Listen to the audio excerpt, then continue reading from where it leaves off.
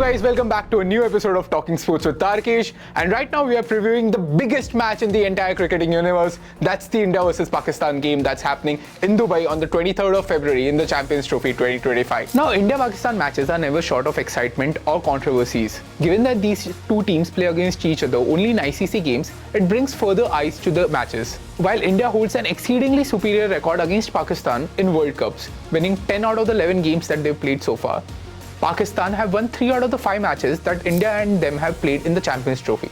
The last of them being the finals of the 2017 edition of the tournament when they handed India a humiliating defeat at the Oval Cricket Ground. Now, 8 years down the line, things have turned. However, one thing that hasn't changed is Pakistan's ability to spring a surprise on a one-off day. They have a very talented squad at their disposal.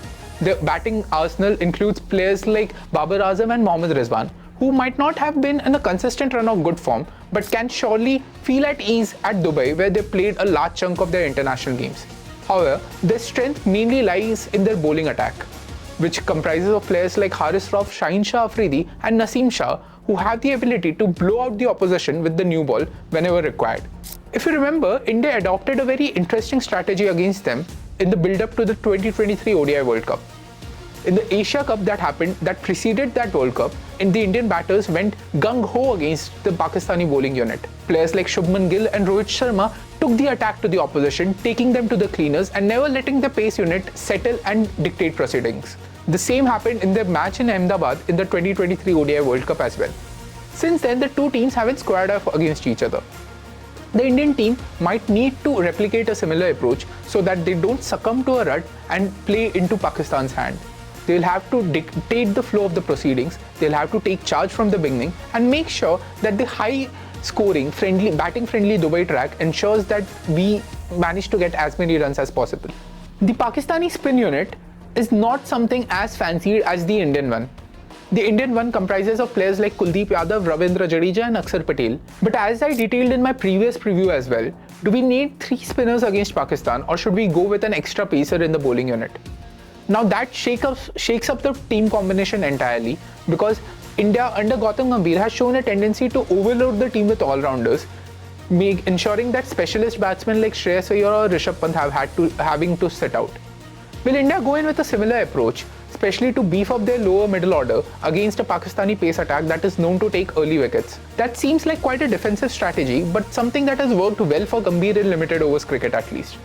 However, it will mark a tectonic shift from the strategy that India used earlier in the recent past to get good victories against Pakistan. The batting unit must go in with a clear mindset, with definite role clarity over what they need to do. The bowling unit, which will be spearheaded by Mohammad Shami, will again try to ensure that the Pakistani batters don't get into the flow of the game. We need to ensure that we strike timely dismissals with the help of Kuldeep and Jadeja. There are not many instances when Pakistan have beaten India in a high-stakes game in the recent past. However, the final of the Champions Trophy was a haunting memory for all the Indian cricket team fans. Now, as the two teams return to the Champions Trophy again after an 8-year-long break, the core of both teams remain more or less the same. However, what stands out is India's supreme success in ODI cricket of late. Overall, the Indian team unit needs to wear a balanced look, needs to approach the game against Pakistan like every other game, like every other captain has said so far. But we all know as cricket fans and as someone who has been associated with the sport that these games are never just the usual. There's always that added bit of excitement and thrill associated with these games. And we need to see how India walk out and approach this match going forward. Will India manage to make it 3-3 against Pakistan in the Champions Trophy, or will Pakistan's perseverance prevail again? Stay tuned to find out more about this on Talking Sports with Tarkesh. Thank you so much.